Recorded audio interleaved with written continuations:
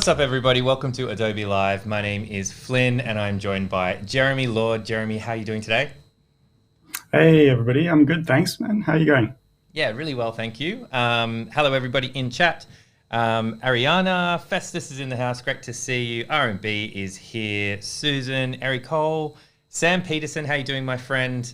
Really great to see you here. I hope you're all having a wonderful day. So we're here in Sydney. It's 8:30 in the morning, a little bit chilly, and Mm, we're going to be tackling some pixel art.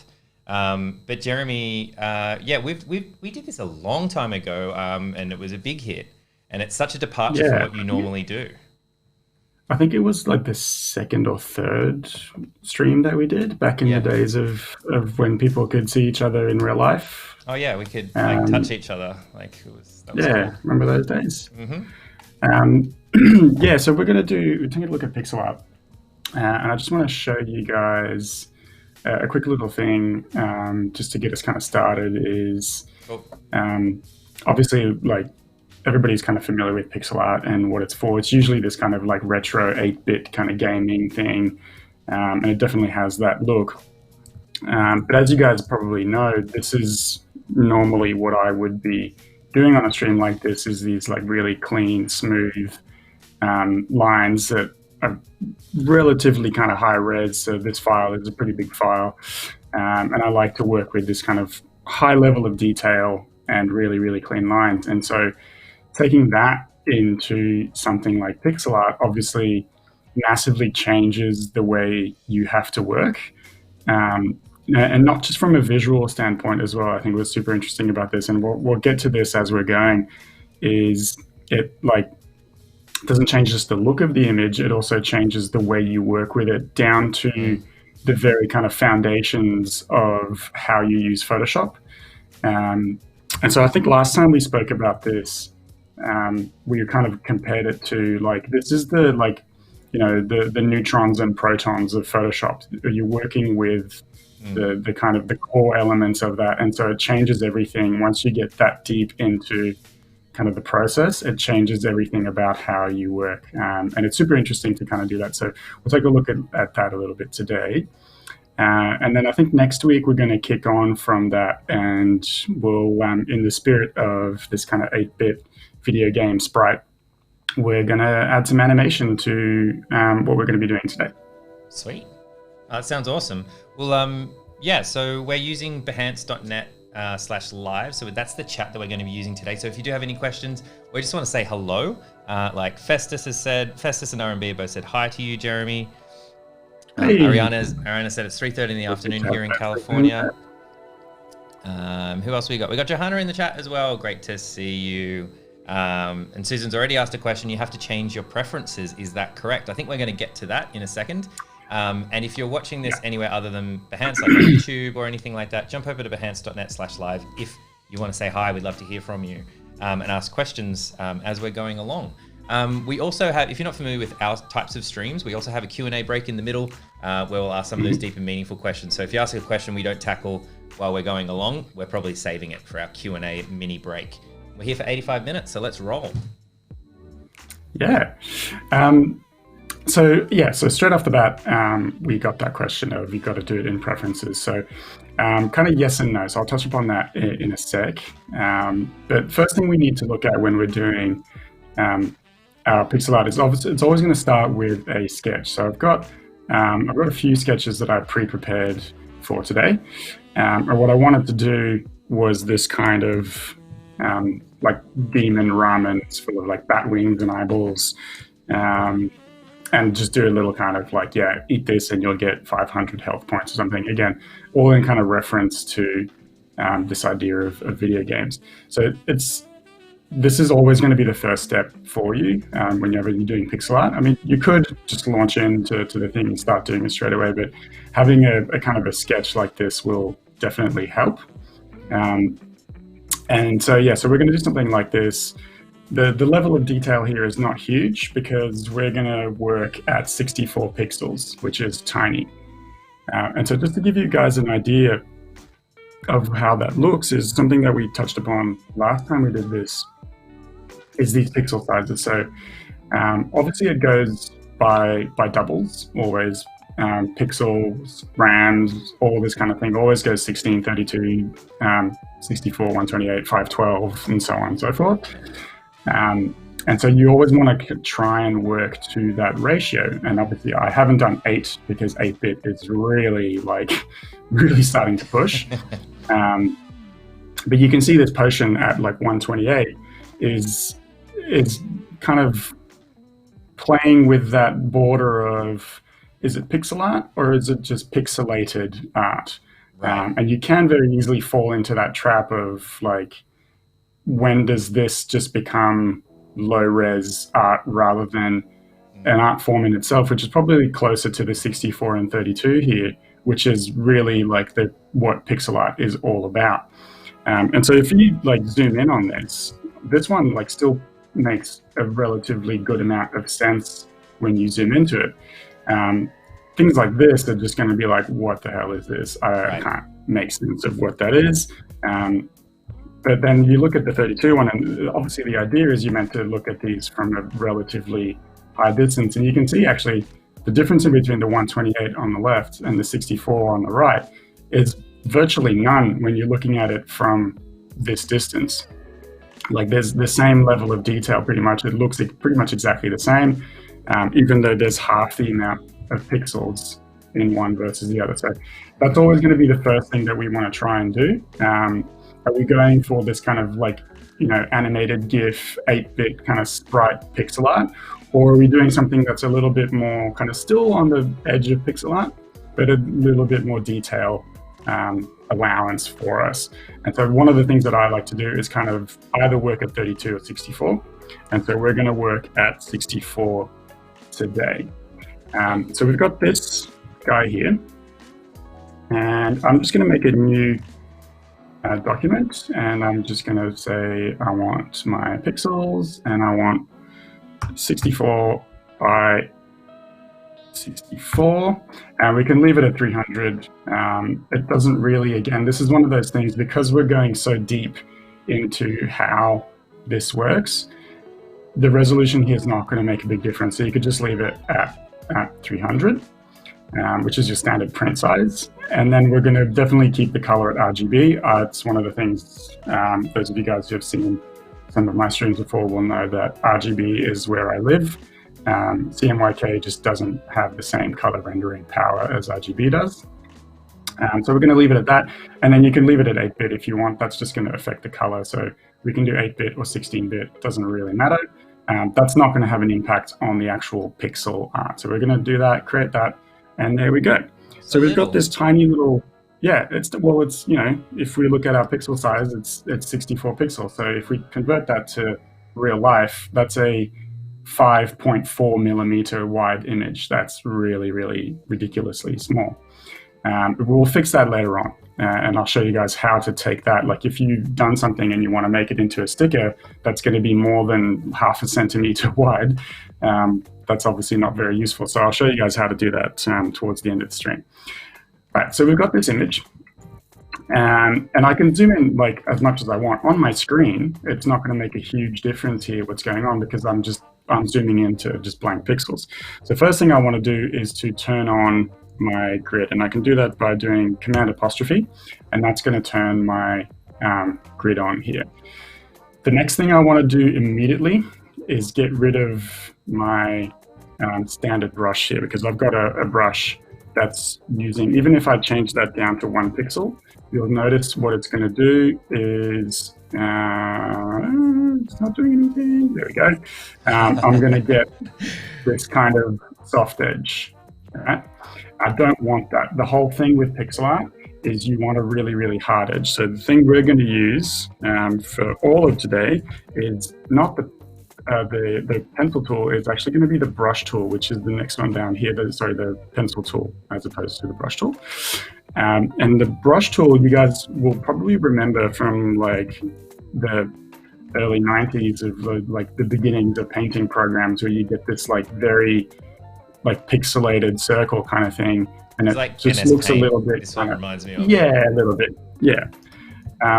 But again, this is the core of what we're trying to do. So I've got it set on a relatively large setting. So it's doing this, right? So it's painting basically a circle, or what's going to look like a circle from a distance. Again, it's all about kind of that distance.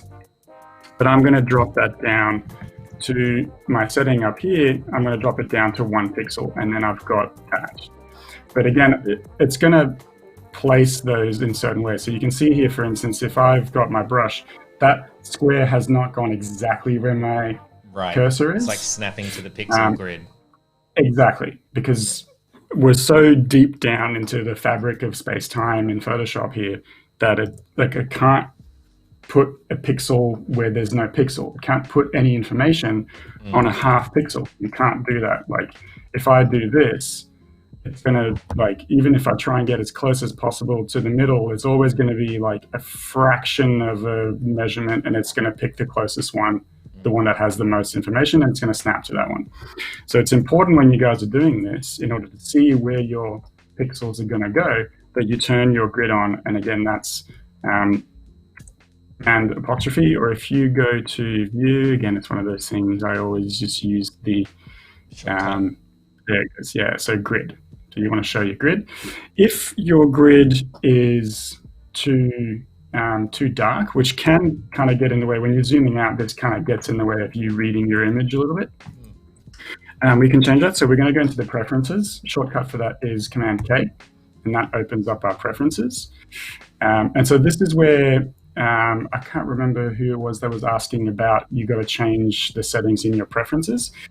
You can do it here, but we're not actually going to do it here. We're going to do it as we go with other tools. So the idea here is you want to change it to nearest neighbor and get this thing. It says preserve hard edges, but we don't need to do that anymore. We can just leave it on bicubic automatic.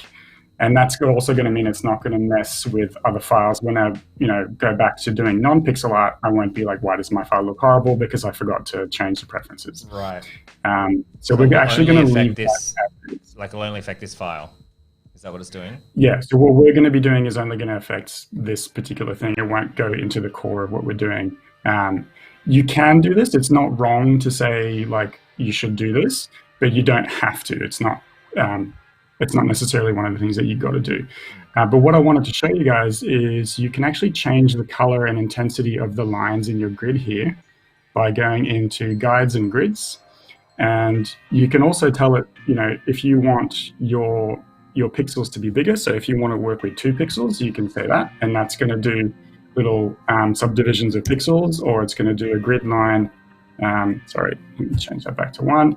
Or I want like a grid line every 2 pixels. That's going to make my pixels bigger. So you just saw that go up and go back down to 1. So we're going to leave it at 1, obviously, because we just want the 1.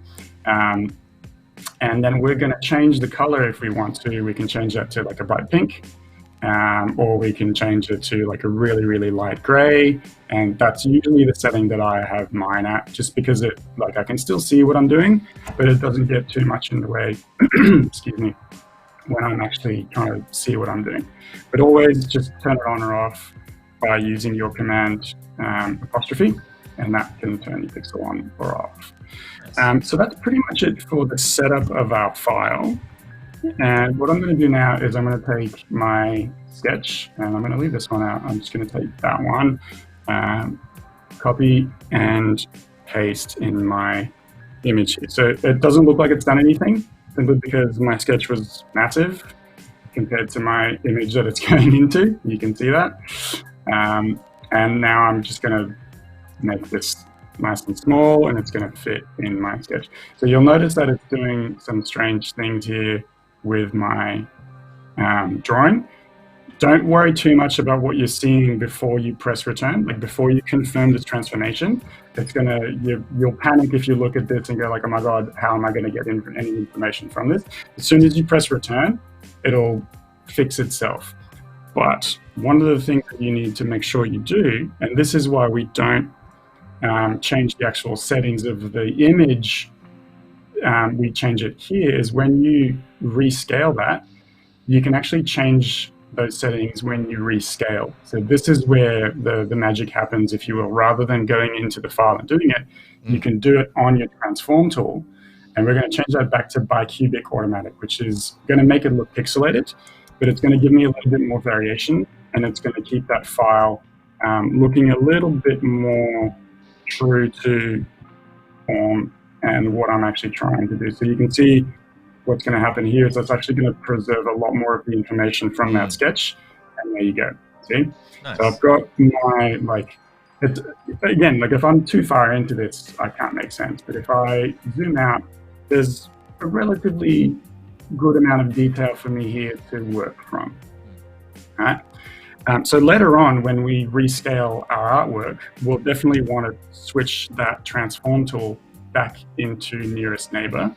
But for now, we'll just leave it on bicubic automatic, which is the default setting for Photoshop, by the way. Okay, cool. Hey, there's just two questions I want to ask real quick. Festus was asking, how often do you try completely different brushes? Not very often, actually, to be honest. The standard brushes that I would use when I'm doing something like this, for instance, is I'll have a sketch brush. And to be fair, I would normally use basically two brushes, and both of those are Carl T. Webster brushes. So the first one is this pencil brush that I really like to use. And that's going to give us this, I'll use that for my sketch side of things when I'm doing the kind of concept work of something. And then I'll change to this one for my inking, which is Carl's Manga Smoothie, which is a really nice, smooth, kind of clean brush. So those are basically the only two brushes I'd ever really use, aside from when I'm doing pixel art every now and then. But yeah, I don't really mess around with too many different brushes, simply because the style that I work with is something like this. But I have downloaded quite a lot of brushes because those packs do come with those brushes. Every now and then I will have a bit of a dabble with a screen tone brush, which looks a little bit like this. So that's going to give me a screen tone, but again, half tone, right? Yeah, basically. So that's a nice one to kind of have a look at if you want to. But I tend to make my own halftones. And actually, on that note, I started a YouTube channel a few months ago, and I've done a tutorial on how to make halftone screens in Photoshop and Illustrator as well. So sometimes I will also use something like this, but usually I just tend to use very, very basic ones for the stuff that I like to do. So short answer is not very often. I'm not a huge brush experimenter. And just before, just as we're getting to it, Camilla was also asking, how do you get your board to look all pixely? Which I think you might, maybe you missed a little bit at the beginning, which spoke a little bit about grid. So it's just showing the grid. Yeah. So it's just show the grid. So you go to View, Show Grid, and you can see the shortcut here is Command apostrophe. So you click on that, and you can see where your pixels are going to go.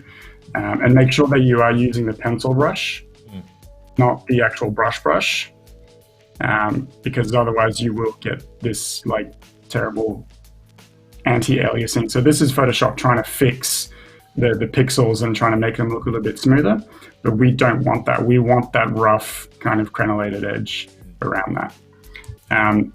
So we've got our artwork now ready to go. It's not super centered, but that's fine. We can fix that a little bit later on. And so what we're going to do is we're going to start putting down outlines. So there's a bit of a theory behind pixel art, where, for instance, there's good lines and bad lines in pixel art. And one of the things that you want to be careful of is, for instance, if we're looking at something like this, there's a reason why you can see down here, I've changed the artwork itself in order to get squares that are going to nicely align to a 45-degree angle diagonal here. Same thing again here. That's a nice clean line. Again, down here, we've got 2, 2, 2, 2, 2.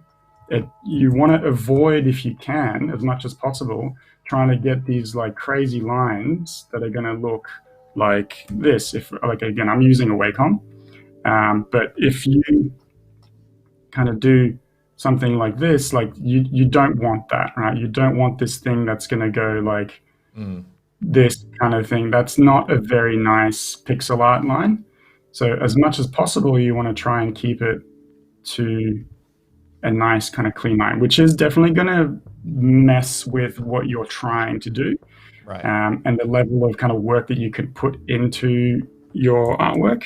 But as much as possible, yeah, try and avoid, like on the bone here, for instance, like if I do something like that right here is not very nice. So something like So we mathematical wanna about it, like you want it to have a consistency or Absolutely. mathematic kind of reasoning behind it or something. And again, it's mostly because when you zoom out of this, your eye is going to do funny things. And it's one of the super interesting things about pixel art is how your eye interprets the information that's given to it. Because it's so limited, it's really going to try and do things to your brain that may or may not be good. And so here, for instance, you can see that what it's doing is looking like that kind of line is broken. Yeah, it's looking a little bit funky there when you zoom out. Yeah, so we're going to try and kind of keep that as clean as possible. And there are sort of, good and bad lines that we can look at for something like this. So as I said, I'm using a Wacom, but the really cool thing about this as well is because this is essentially paint by numbers, you're filling in these blocks, you can actually do this very easily, and in some cases more easily with a mouse, because you literally just click each pixel as you go, and it's just going to fill it in that way. So again, it's one of those interesting things about pixel art where, because we're using pixels as they are, we're not trying to sort of hide the pixels, we want to show the pixels, it actually kind of falls back into the territory almost of vector art, where I can zoom in on this as much as I want, and it's always going to be super sharp and clean. And this is also going to affect my selections later on. So if I make a selection here, I'm never going to get this kind of horrible edge around it that you can sometimes get when it's trying to decipher, like on these pinks, for instance, which is pink, which is white, like how far do I go into this, and you get a bit of a horrible edge. On this, I'm always only ever going to get these super clean pixels. And that massively changes the way you are going to work as well. And I'll show you guys how that works in a tick. So we're going to just continue doing this line work. So you can either try and make it super clean to begin with, or you can do it a different way and just go like, all right, I'm just going to redraw this really roughly, and then I'm going to go in and clean it up where I need to. So again, there's two different ways of kind of doing this, but you need to be careful of what you're kind of making the eye see here. For instance, like that little bit just here is a little bit kind of crunky. So I'm gonna have to fix that a little bit later on. So sometimes I do it this way, and sometimes I try and do it like cleanly as I'm going. So we can kind of have a bit of a play and see like how friendly is it, how much work am I going to have to do to fix this. It's looking like a lot of work. So potentially what I might do is I might go back to the normal one and try and see if I can actually get it that way. Now I'm going to erase some of these pixels. So in your eraser, you'll notice that in my brush, as I said, I've got the brush and the pencil. You don't have that in your eraser, you've just got that. But where it lives is up here in your mode. Excuse me. And we want to change that to just pencil. And that will change it to the same settings. And we're just going to drop it down to 1. And then we can get rid of some of these guys. So I'm going to go over here. That's interesting, because like a really important step that you said before is you need to be using the pencil, and you need to be down to 1 pixel. And that's what gives you that square. And for the eraser, it's slightly different. You need to select the eraser and then go up to the mode and change it to pencil. Is that right? Yeah. Yes, that's right. Because you don't have a pencil eraser, if you will. Yeah. So it just lives in the mode that you kind of want to do. So you can change it from brush to pencil, which makes sense if you think about it to do it that way. But yeah, just be wary. Like if you start erasing with your normal brush in like brush mode, even if you're down to not very many pixels, you can see here that what it's done, because I'm on 1 pixel, excuse me, is it's actually kind of fading that pixel out because it doesn't really know what to do. Right. So you got to make sure that you're on the pencil, and that's going to give you this kind of absolute, it's filled or it's not kind of this in-betweeny weird thing that's going to happen. So now I'm just kind of clicking away and filling these in. One of the other things that you want to try and think about with pixel art is you want to avoid having pixels touching more than one or two other pixels. So this one, for instance, here, I'm just going to get a drink of water. Something's a bit funny with my throat. That's a good idea. Hey, by the way, while you're doing that, I'll take this opportunity as well. I think there's some more viewers over on YouTube. If you guys want to join the live chat and ask questions, the chat that we're using today is over at behance.net/live. So you can jump in there and say hi. And also we have a Q&A in 15 minutes as well. So throw your questions in and we'll try to answer them. Sweet. Yeah, so here we've got like obviously like that. If we take this guy, right? This guy right here has got 1 pixel he's touching, 2 pixels he's touching. If I do something like this, all of a sudden this guy's touching 3 pixels. Right. It's right? not socially distancing. And what it is exactly, yeah, it's not good. And then it just looks like this weird little kind of cut in the bone there. And we don't want that. So as much as possible, that's not always going to be the case. As much as possible, you want to avoid doing this thing where you're going from one right to the other like that. Unless you're trying to get a thicker line, unless your outline is meant to be a little bit kind of darker that way, then you can totally do that and see what it's going to look like. So it's going to look like the same kind of thing, just with a thicker outline. But it will mean that you'll get these weird kind of things happening in here. So generally speaking, you want to try and keep your outlines just to single pixel outlines and avoid doing these kind of like cornering things where you can. Again, you might not always be able to, but you want to try and kind of do that whenever possible. So we're going to continue here. And again, I've now gone 2 pixels. So ideally what I'd want to do is, if I'm going to continue this, is to do 1, 2, 1, 2, and keep that kind of same rhythm going throughout, if that's what I'm kind of going for here. But I could potentially just do something like this and kind of keep going into there. And then I want to go away from here.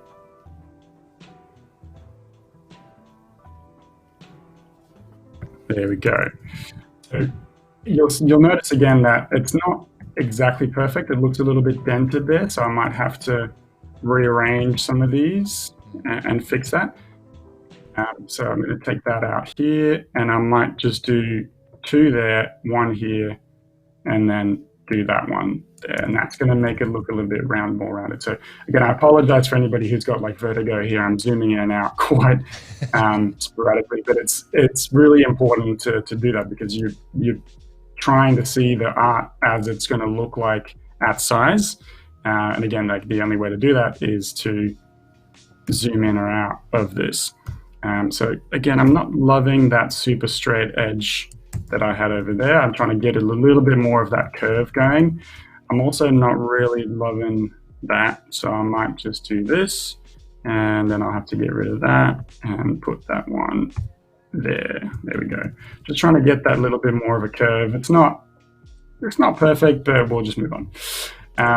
So now I'm going to do the bowl, and I'm going to just stick a new layer, even though, again, technically I probably don't need to do too many layers here. But we're just going to make our selection with the ellipse tool. Now, this is going to be really crucial to do a certain step. Is I'm going to make my selection, and you'll notice that it's done something like this. And as soon as I hit fill, you'll see that it's doing that kind of soft edge again, because it's trying to kind of get rid of this for me. It's trying to get rid of the pixelation for me. So the way you fix that is you just untick anti-aliasing up here. Untick that, and then I might have to redo my selection. There we go. And then when I fill, it's going to make a nice kind of, I guess, clean, but not really clean, pixelated edge. So what I can then do now is I can just go in and start deleting all these pixels in here and erasing them. I could also just make a new selection and start getting rid of that. But again, that might do things that I don't really want it to do. So we're just going to work with this kind of thing. And I might just hide that so I can see what I'm doing. So again, just trying to make sure that I don't get those kind of corner pixels showing. So that we're going to get something a little bit more consistent. It depends, again, on what you're trying to do with this. You might decide that you do want those. You might decide that you don't. There we go. Depends on the quality of the outline that you're going for. And then I can do the same thing here. I can grab all of those guys, make sure my anti-aliasing is ticked off, and do that. So you can see here that you got to do that before you do your selection. You can't do it after you've done your selection. Otherwise, it will still do that aliasing. So you just got to be a little bit careful of that as well.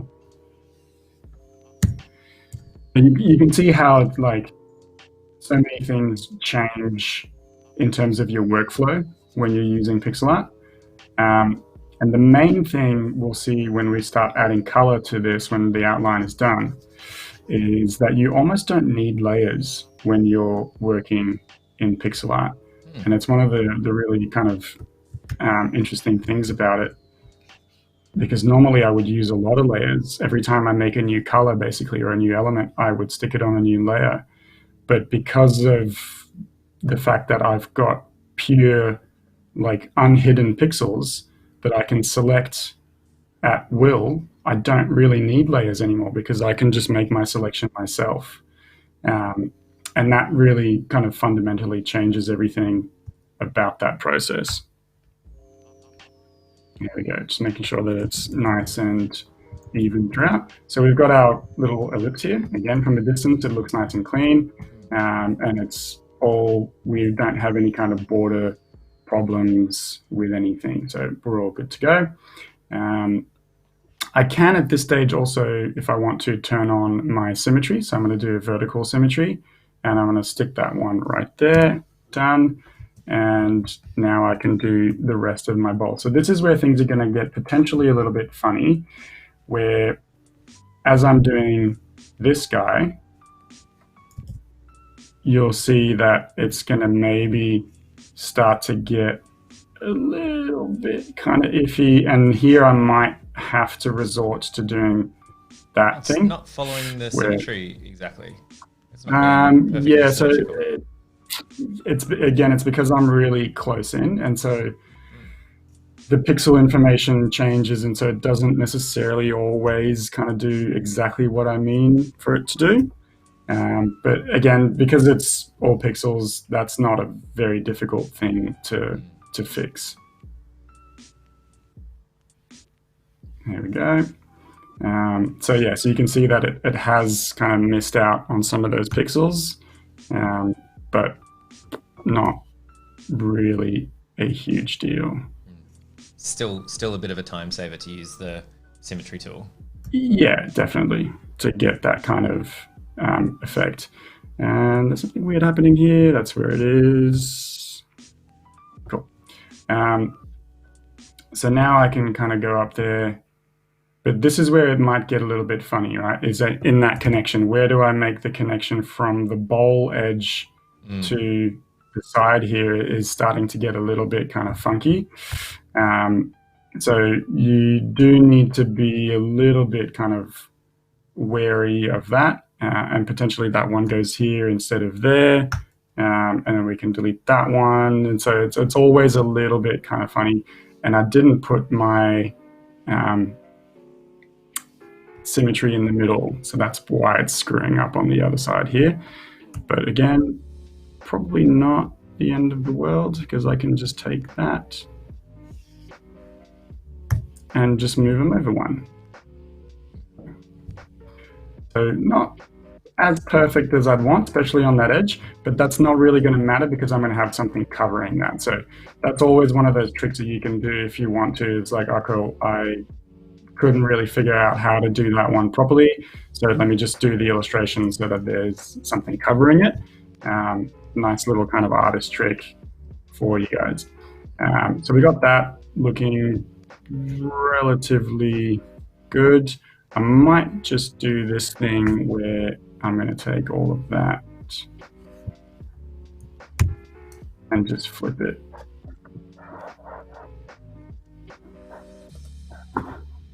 And move that over to there.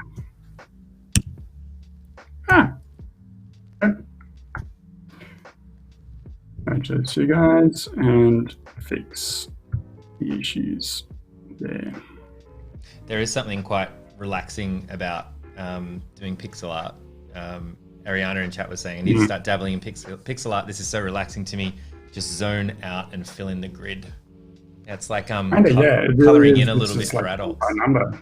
Yeah. Yeah, exactly. Yeah, totally. There we go. Okay, so now we've got that happening in here. So I can actually delete, or actually before I do that, I'm going to take my section of the bowl here, and I might actually do that more better, like so, and then copy that, and then just to do the inside lip of the bowl, there we go, and I can start getting rid of some of the things that I don't want and merge those two things together, and then I can erase that and then merge these two guys down. So we're starting to kind of see the makings of this bowl. So I might start racing through a little bit faster so we can get to some color in a tick. So I'm going to do this a little bit kind of roughly for now.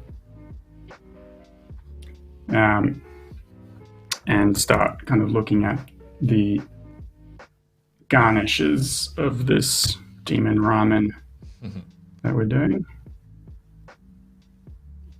And just let you in chat know, we've got about 5 minutes for Q&A. We'll take a little break, answer a couple of questions, and then we'll jump back in.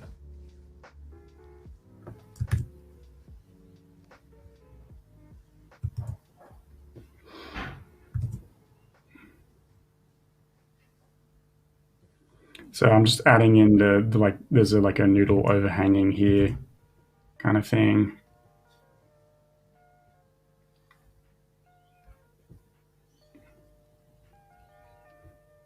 And then there's another one here.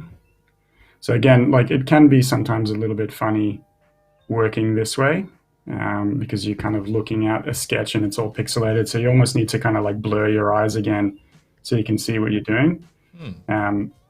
But it does help massively to have that sketch in there to know where you're putting your pixels, what you're doing with them, how it's all going to kind of come together, and so on and so forth.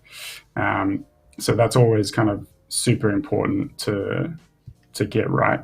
And what I might do now, actually, just for the sake of our process, is I might just jump in to here and bring up this guy just so that we can kind of advance things a little bit faster. This was one you've prepared earlier?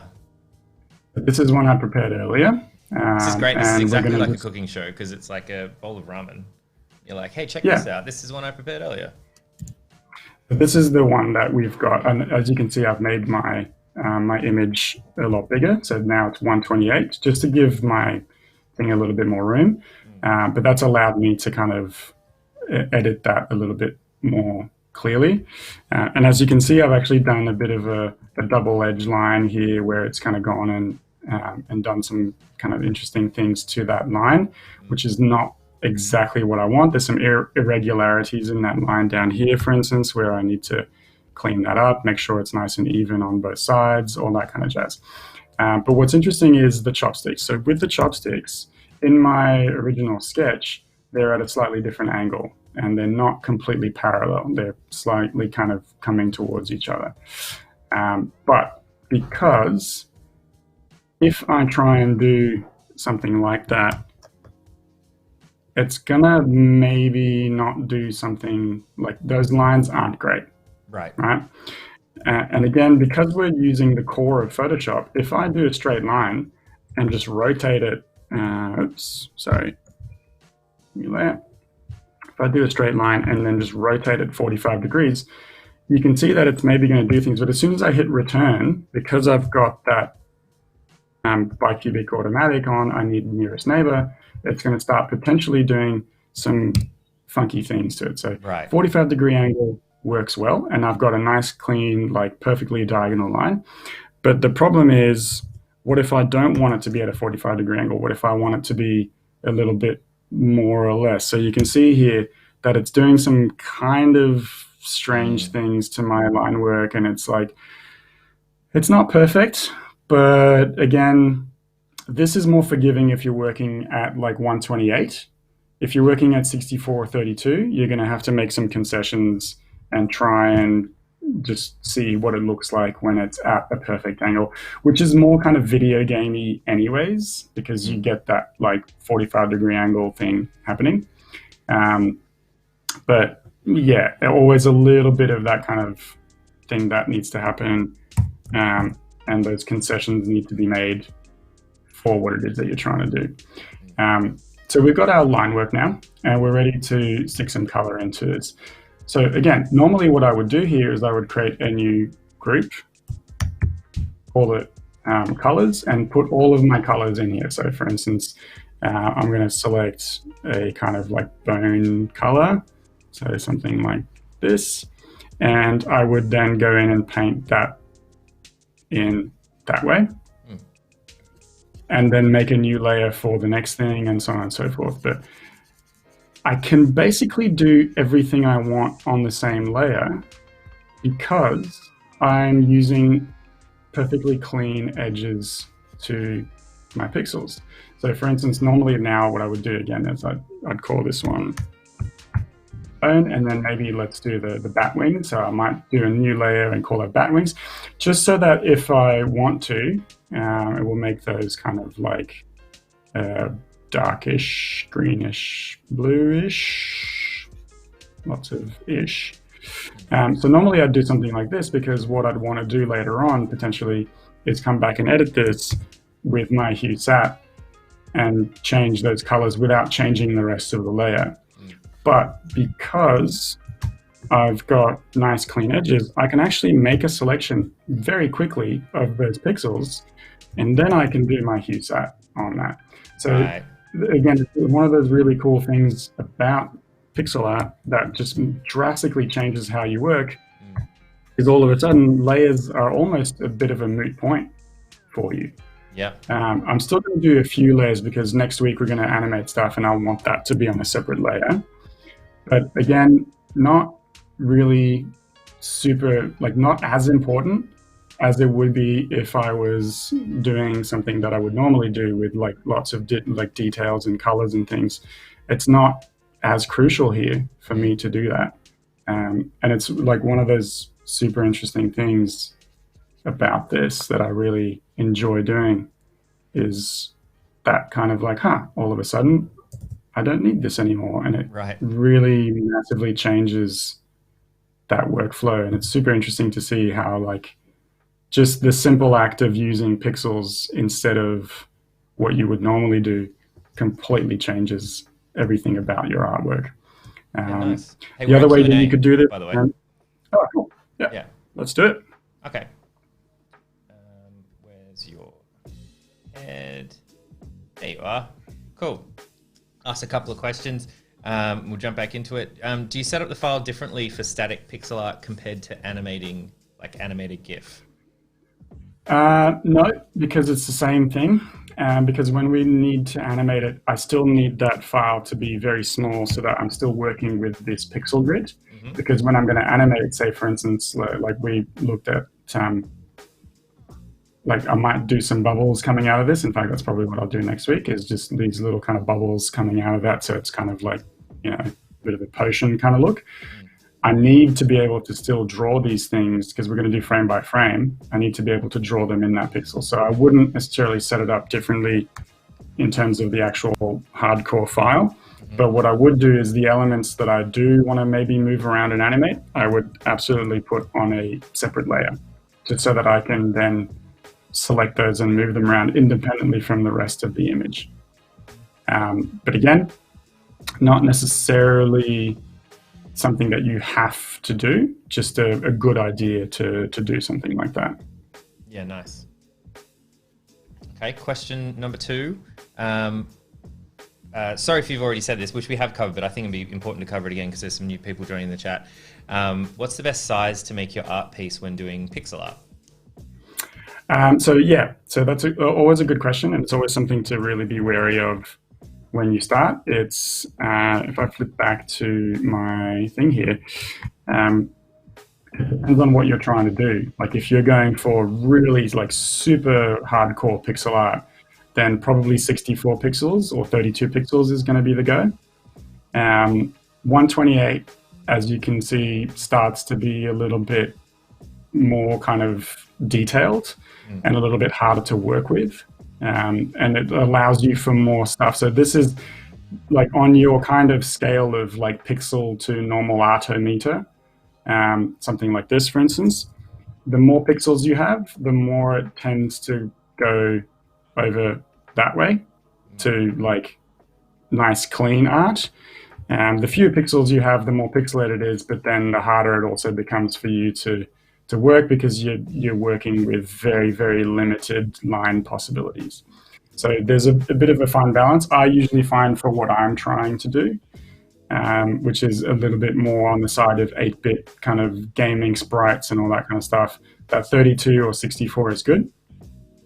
128 is nice too if you're going for that really kind of super detailed look. But I wouldn't necessarily go any higher than 128 because then you just get into the realm of pixelated art rather than pixel art, and you don't really want that. So really good question. It's something that kind of varies depending on what I'm trying to do. Cool. Just a shout out for Jezrai in the chat as well. Says hello. Hey, did some streams with Jezrai the other week, last week. Yeah. Yeah. Good times. Go check out the replays of those over on YouTube. Great to see. He wants you to say sushi in French. I don't know why. Sushi. That was disappointing, wasn't it? Done. That's great. Anti-climax. You have one question, Jesse. That was it. There's a question. There's kind of a two-part question, so you can answer it however you like. What pages do you consult for more pixel art ideas? I don't quite understand that. Maybe you do. And the other part of that question was, since when do you like to do pixel art? So pages that I go to for pixel art, there's a guy. There's a guy called. I think if you go to Pixel Boss Tutorials, if you Google Pixel Boss Tutorials, you'll find a page, and I should have brought it up here. He runs a blog on how to basically make pixel art, and it's a Tumblr blog, and he shows you like tips and tricks, and he is very much based on like video game sprites and animation and like how you do stuff and all that kind of stuff. So I've looked at a lot of his work. They're really awesome tutorials. They're always free as well, which is great. It's always a free resource. So I would definitely check that out. I believe, and maybe Joanna can check this, but I believe it's Pixel Boss Tutorials. Cool. And we'll share it next week. So we're back next week as well with more of this. So we'll figure it out between those times and just confirm it. So we'll make sure that we share that again. There's your cliffhanger for next week. Come back for that hyperlink. I'm sure someone can find it in chat as well. But yeah, in terms of how long I've been doing this, it's just always one of those things, because I like to do this kind of like retro 80s kind of look every now and then as well. And I'm a massive gaming fan. Pixel art just sort of presents itself as an obvious thing for me to have a bit of a play around with. So yeah, I don't do it super often, mostly because I've never really been asked to do it as like from a professional standpoint for a client commission. But that's not to say that I wouldn't do that. But yeah, I don't. Most of my time is dedicated towards doing what I would otherwise normally be doing, which is much sort of cleaner lines and so on. But yeah, it's definitely been something that I'm always kind of keen to have a look at. For sure. Awesome. So again, here you can see that I've got like lots of different colors happening. But because I'm using pixel art, I can just do a right click similar. And if I want that to be darker, I will make that a bit darker, which I do because it needs to be a little bit. So do you mostly like eyeball the colors for this? Like there's quite a lot of colors in here. Yeah, so obviously they're based on some bit of reality, like color of bone, color of ramen noodles. But then I always try and, like in this instance, it's kind of like Halloween-y, kind of like monster ramen look. So I do try and get that kind of supernatural feeling to it. But it's not always something that always kind of works out. Sometimes, like for instance here, I'm starting to see that the pink of the meat is maybe a little bit too close to the pink of the broth. So I might decide to change that. Again, if I had that on a separate layer, it might be a little bit quicker, but it's just one of those things that's kind of fun to do. Like, oh, I'll just do this all on the same layer and see what happens. If you really want to, you can just like reselect all of that and just make a new layer from it. So Command X to cut it, and then Command Shift V to paste in place, and then you've pasted that on a new layer, and we're all good to go. What's going on here? What's happening there? Okay, that's weird. And then I can change that as I need. There we go. Nice kind of hot pink broth. Give it a little bit more difference. And because this is going to be viewed quite small, you need to be wary of like the level of detail that you throw into it or not. So always something to think about when you're doing this. And it seems like maybe because I didn't do anti-aliasing on my layer, that's why you're getting these 2 pixels here. And my magic wand didn't do, well, it did exactly what I told it to, but it's not what I wanted to do. So there you go.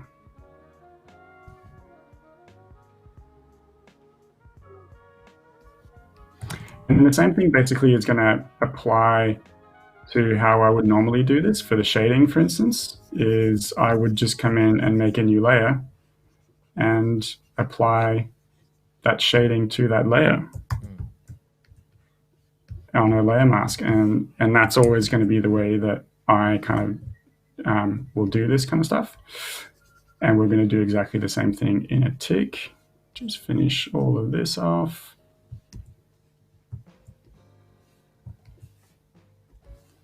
Get some reflections going in the broth here, get some bubbles happening, all that kind of stuff. I will also put, I really need to fix those outlines here.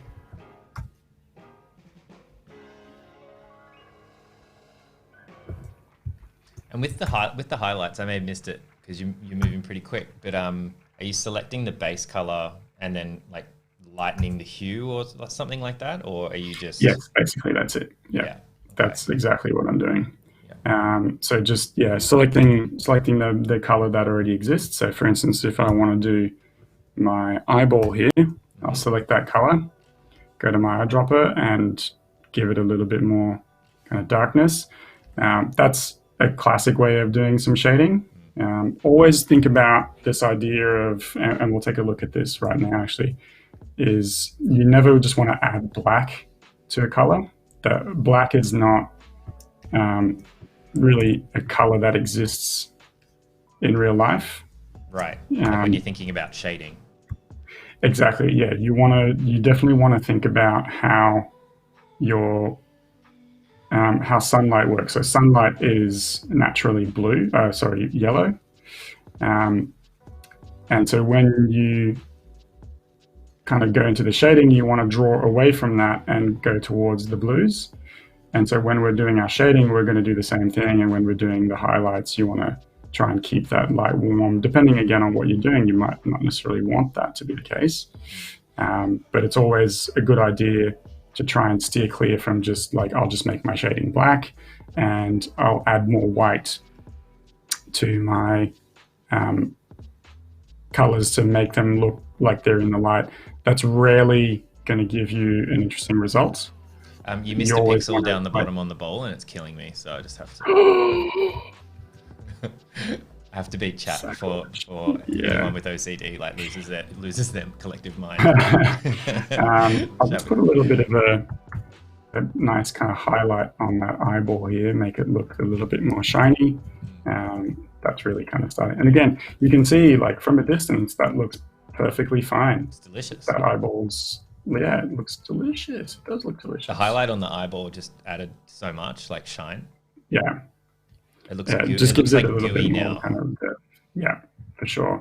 And you could go a little bit crazy and start adding some on all of this stuff here and, you know, going a little bit cray-cray. But what I'm going to do now is what I would normally do with all my shading and highlights to a certain degree, is I'm going to take all of these colors, duplicate that layer, stick it on top of that. I'm going to lock the pixels.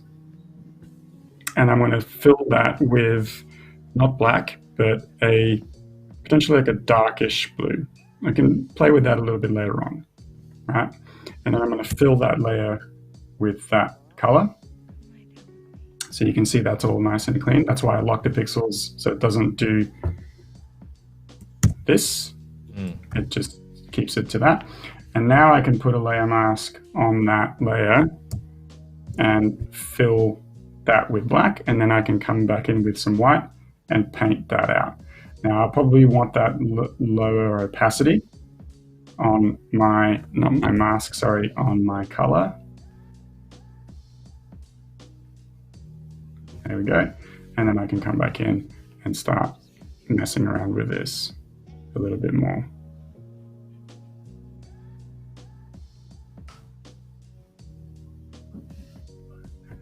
And again, being wary of things like this that are sort of irregularities in that shadow that I need to address, getting the right colors in places. And with sometimes the shadows, it can be a little bit kind of challenging. Like on the bone, because I guess the bone's not a perfect 45-degree angle, but if it was, let's assume the bone was like a 45-degree angle and quite thick and you're adding a shadow, would you always follow it mathematically exactly the same, or do you find 100%. The shadow? Yeah, you would. Okay. Yeah. Always super important to try and stick to those nice clean angles whenever you can, just because it'll just mean a lot more kind of clarity in that artwork as you go. So I'm rushing this a little bit, but it's all good. I really should do a little bit more of a cleanup job on the outlines. But yeah, we're starting to see kind of things coming together a little bit more. In some cases, I'm not going to be super happy with the color of the shading. So you can see on the bat wings, for instance, those bat wings probably need to change color as well because they're a little bit too close to the color of the bowl. So I'm going to select those two guys, make sure that I am on anti-alias before I do that. Okay. And I might just make them a little bit lighter. That's good. And then the shading starts to come through a little bit better on that. But there is also this thing in some cases where, again, because I'm not using layers, because I'm using pixel art, I could just negate this, which is the process that I would normally do, and just go do my shading straight up onto my layer. Which is normally something that I would avoid like the plague because it means a bit less control. But in this domain, I can actually do that quite cleanly and I will be able to reselect that later on very easily.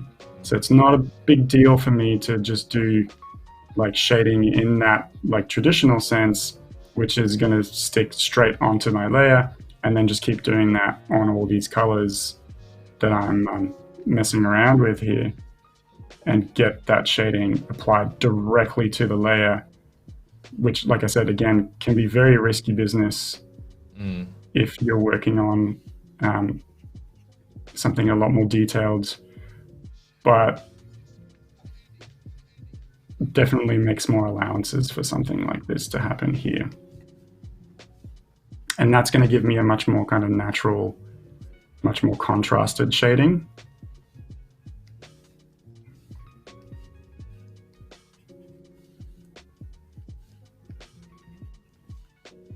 So this is all starting to look a little bit better. I still need my Jeremy Lord TM highlights in here, so I will bring those in right now. Get that kind of like ghoulish green glow, and we're going to stick that right here.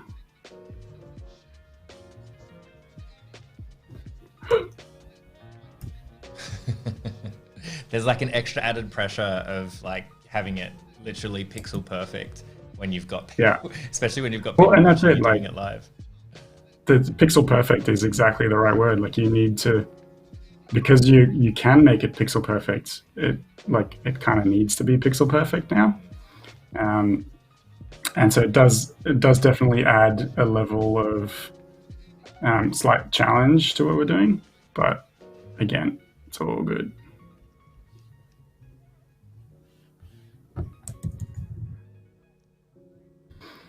Now, the next thing I want to kind of touch upon is my outline. So I did all my outlines black. And in some cases with pixel art, that's okay. But in most cases, what you're going to want to do is think about it in terms of like an animation sense, where it's going to need to be a little bit more akin to the color that the outline is on. So if it's all black, you get something like this, and it's quite black from a distance. If I come in now and I'm going to lock this guy, and I'm going to start to take these colors and I'm going to apply to that outline the color of the thing that it is outlining, if that makes sense. And that obviously adds in a fair amount of work to me because I'm going over all my outlines again. But you'll notice, and what I should do actually is undo all of that. And I'm going to duplicate that layer and I keep the black one so I can show you guys the difference in between the two at a distance, and how that kind of looks in the end is always going to be a little bit more detail available to you if you actually work. So again, this is that kind of animation look, right, where the outlines are almost never completely black. They're trying to emulate this thing of the color that's around it is the color that's inside of it, just a darker version of. Yeah. So we're really trying to get that same thing with these darker outlines and seeing what can happen if we do that. So just going to add that in real quick. What's going on here? Yeah. It's a bit like a stylistic thing with like illustration, right? Like some people want really strong black outlines.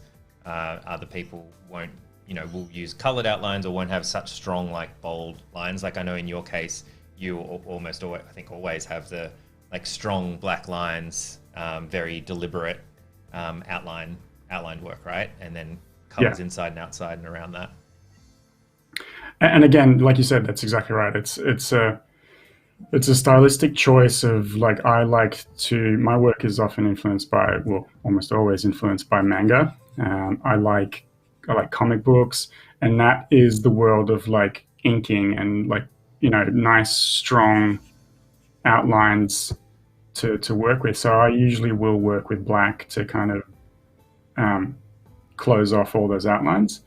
But when you're doing a little bit more sort of traditional painting, you will want to use, if you look at any like animation, like any like Ghibli animation or even like Disney animation, you'll notice that the outlines on the artwork tend to be a similar color to the thing that it is outlining. And that just gives it a little bit more of a kind of realistic vibe. And it's just so much nicer to kind of identify those colors with and get that effect. And so you'll see this as soon as I kind of zoom out, the impact that doing that has on the actual artwork is pretty massive in terms of the recognition of the shapes, and how you read that artwork is pretty huge. Yeah. And so even though you knew you were going to do like add this outline, like change the outline to the color that's been reflected in it, you still did the black outline at the beginning rather than trying to guess the colors, I guess, as you're going through? Like this is the process you would still take? Yeah. Well, because you saw, like, I changed the colors of the wings, like, quite frequently. So because I know that I'm likely to do that, I won't try and sort of guess those colors too far. And it's also like, it also means that it's going to slow your process down if you're constantly changing color brushes as you're trying to do the drawing of the outline. It might kind of slow you down quite a bit. So you want to just get there quickly. And again, because we're doing pixel art, because we're working in that way, it's not a huge task for me to now change those outlines to something else. So it's like important not to get ahead of yourself. Try to, you know. Yeah. If like me, you're not insanely sure of the colors that are going to be there the whole time, then yeah, it's important to. I mean, I've used black. You could use whatever you want. When I'm using a sketch, I'll generally go with blue, just because it's that blue pencil kind of thing. But yeah, I won't always kind of lay down those colors that quickly.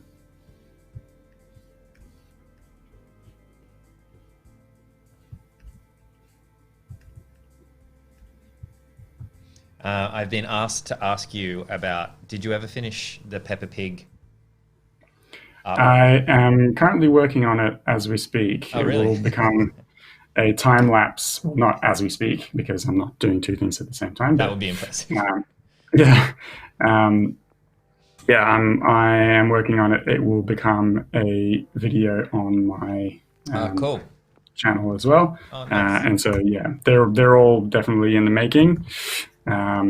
That client work and so on happens quite a bit, which is great. That's what I want. All right, so here we go. This is my artwork with black outlines, and this is it without. So you can see that, like, it just seems a little bit smoother with the actual color outlines rather than with the black. Yeah. You just like the reading capacity is just a little bit cleaner. This feels a little bit dirtier. It feels a little bit kind of rough around the edges. This feels a little bit more akin to what we're looking at when we're looking at pixel art. And so it's always just going to be something that I will do. Some people will then do something like this, where they will take all that outline and put a black outline around the entire thing. So this is another thing that you can have a stab at if you want, and you'll see this happen quite frequently, is this, to do the black outline around the entire artwork. So we're going to stick that behind here, just to hold that in. So we're not actually outlining the shapes, we're outlining the entire artwork as we're doing. And when we're doing that, we definitely do want to show that kind of double outline as we're going, and get the 2 pixels always around the edge, because they're going around. So we don't want to do this thing that we've been doing everywhere else. We want to make sure that, like on the corner down here, for instance, we don't do this. We have to close that one off as well. So that outline is going around the corner there too. And so we got to make sure, and if we're doing a thick outline around this, that we're getting that working well. Oops. As you're doing that, I've got two questions I think you can answer as you're doing the outline. Jesse wants to know who would win in a fight, One Punch Man or Goku? That's the age-old debate, isn't it? I've actually got a GIF for that. Do you Jeremy can't see. So most of you Got a guys little would be Goku gif familiar above your with head. Dragon Ball, and Goku being superpower beefcake that he is. One Punch Man, I love the idea of One Punch Man, of just like, I'm gonna make a story about a guy who wins every fight with one punch. Like, it's completely the opposite idea of what Dragon Ball is, which is these like drawn out fights of everybody like one upping each other as you go. I'd say probably, well, it's got to be One Punch Man, right? Like, as much as I'm a Goku fan, I think like the concept of One Punch Man, which is I win everything with one punch, just like I'd have to be that. I don't know. Unfortunately, I think you might be right. There was another question. What did I do? Yeah. By the way, you have a Goku GIF just dancing on your head that I prepared for this stream. Sweet. I thought Dragon Ball Z would come up. So that's the black outline finish now. You can see that it has made the artwork look a little bit kind of a bit funky, because it's added that kind of thing. But what I could do if I wanted to is I could change that to a more colorful outline and make that give it that kind of glow as well. Something that I could do as well, which is interesting, and it's interesting also kind of noting how Photoshop will handle certain things versus others, is if I take all of this stuff and bring it down to here, so I've just duplicated everything, I'm going to put a stroke on this and bring that pixel size back down to 1. The pixel size can't do the hard edges. It has to do bicubic automatic. And so you see that I've got that kind of thing where it goes one yellow and then a slightly more kind of faded yellow one. So it's trying to like anti-alias that image, which is actually going to be handy for me because if I want to try and make it look like it's kind of got that glow effect, that might actually be kind of nice for me to work with. And then that's a little bit better than my black outline that I had before, just because I've got a little bit more detail where you saw that my black outline was filling this in. And so it just starts to get a little bit clumpy in certain areas. So we've got all of this stuff going now, and I am going to group all of this stuff together. We've also added in a little like plus 500 health here. So we've got our little thing. That type is just done. You look, just going through and respecting that grid. So it's literally just that. And then you do that kind of nice kind of shine effect by doing this kind of little bit of a gradient, and it just looks like it's like a little thing coming out of it. Obviously, because it's a health thing, it needs to be green always. Health and there was green. There was a question. Yeah, Festus was asking, will I turn into a superhero with fish powers if I eat the glowing stuff? It's just going to restore 500 hit points. Absolutely, that's the idea. So that's going to be on a separate layer later on, because we're going to make that kind of like go up if we have time and then kind of fade. Like it's just like a little, like imagine that little Super Mario coin sound happening, like ding, yes, and it just gives you that health. But we're going to put all of these guys into a group like that, nice and clean. And now I'm going to start a new layer, and with a similar color to this, maybe just a little bit on the darker side, I will start to make some bubbles. So we'll probably delete this later on, but it's not a big deal. Next week we'll probably delete this, but what I'm going to start doing here is I'm going to go ahead and pretend like there's kind of little bubbles coming out of that. And again, that doesn't look like a circle, but from a distance, that will totally be a circle. It's one of those little like pixel art tricks, like even this from a distance, if taken in conjunction with the rest of this stuff, it's just going to look like your eyes are going to be like, yeah, that's a circle. All good. Right. I can handle that. So we can do that, or we can do a 3x3, so a slightly bigger bubble.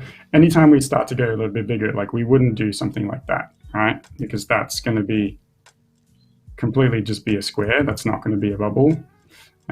So that's no bueno. So we do need to think about, like, if we're going bigger, we're probably going to need to do these kind of things. And again, that's still just, but because we're going really, and this again is why 64 is probably the right call here.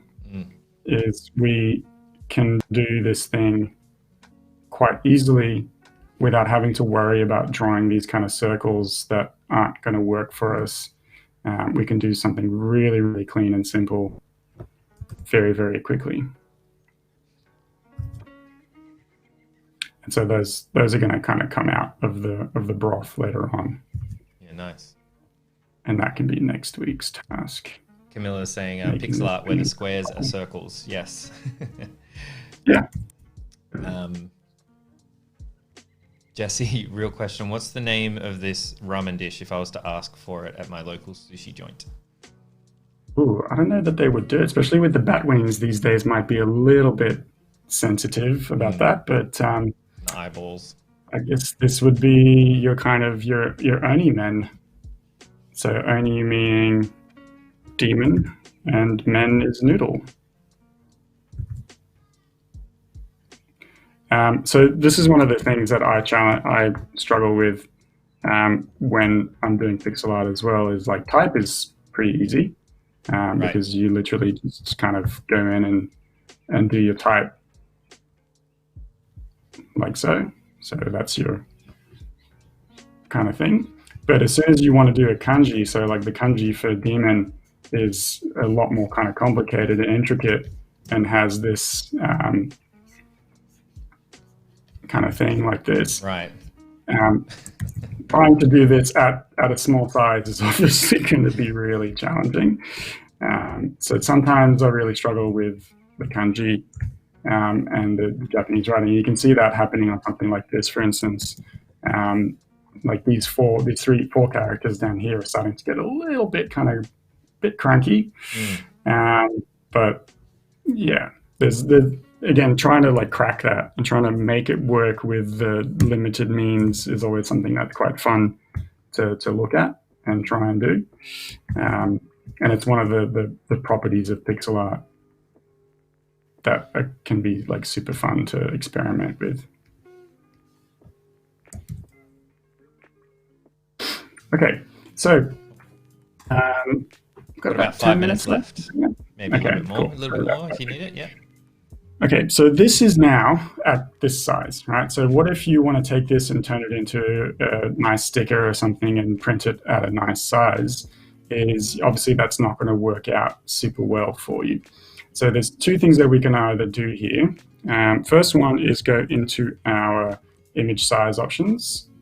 So up here or up here, image size. And then we're just going to say, again, down here, normally it's on automatic in the resample section. And you just want to change that to nearest neighbor hard edges. So again, the question at the very start, which was like, do we change the preferences? This would do this at this stage, but again, we don't necessarily need to do it to begin with. And then I'm just going to make this 2000 pixels instead of 128. Wow. And that will increase the size of what I'm doing. Because I've got a stroke on this, you can see that it's done this weird kind of rounded thing. Photoshop has done a bit of the strange things. So I probably would have needed to do this first and rasterize that layer effect. So click on that, rasterize layer style, and then it becomes part of the same thing. And then I can do that again, make it 2000 pixels. And bingo, we've got our artwork exactly the way we want it. The reason why we don't do this straight up is that now you can see that my 1 pixel brush is teeny in here. And I won't be able to draw on this as easily as I was before. It'll start to get all kind of weird and funky with my brush. So do that at the end. And now I have this, instead of like 5 millimeters wide, I've got this at 16 centimeters or 17 centimeters. So that's a little bit better. The other way you can do this, again, it does exactly the same thing, is to we're going to take all of this stuff in here, grab all of that, smash it together, copy it, and we're going to make a new document. And we're going to say A3. And then I'm going to paste this into my A3. And again, it's going to be really, really small in my A3. I can then just take that, transform, make sure it's on nearest neighbor, not by cubic automatic. That's the standard default. And then rescale that. And again, as you're doing this, you'll be like, oh my God, no, it's going to mess with my artwork. As soon as you hit return, it's going to bring it all back to normal. Wow. And so you've got now your artwork at size or pixelated, but in an A3 format.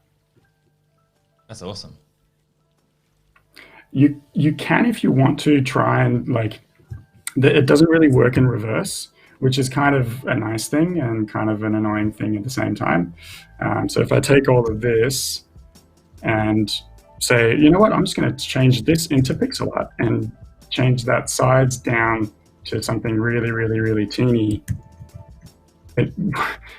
Because it's doing the thing for you, you'll notice some strange things start to happen, and it won't really, don't do pixel art this way. Don't draw it at size and then just try and smash it down to a small size, because there's just too much fixing to happen here. All these weird pixels that have appeared in places that I can't really control.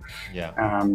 So it can be an interesting start if you're not sure how to go about doing the thing, but it's not necessarily the best way to do it. The best way to do it is always just to start it from scratch and make your pixel art that way. And as you saw, it's also kind of fun and enjoyable just to fill the pixels one by one.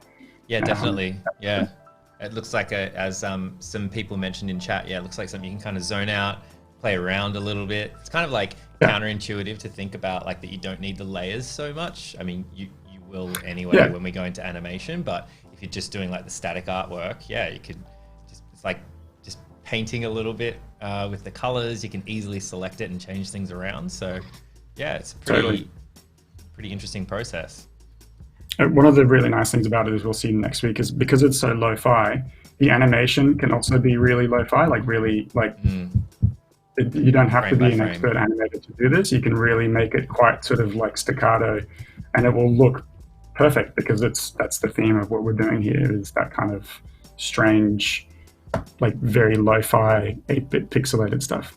Yeah. Oh, absolutely. Man, today's been awesome. I'm really excited for next week. I'm gonna make us big. Also had a little treat. I don't know if you can see, but I have a sexy dancing boo for us. You can see it if you can't see it now. My preparation for today. Thank you, everybody. It's been loads of fun doing some pixel art, something a little bit different for the live stream. We hope you had a good time as well. Thanks, chat. We'll be back next week. A bit of a light week here on Adobe Live, but we'll be back with Jeremy same time, 8:30 a.m. Sydney time, Australian time on Wednesday. Hope you guys have fun, and thank you so much, Jeremy. It's been great. Yeah, thanks guys. Thanks for all the awesome questions, and we'll see you next week. Bye.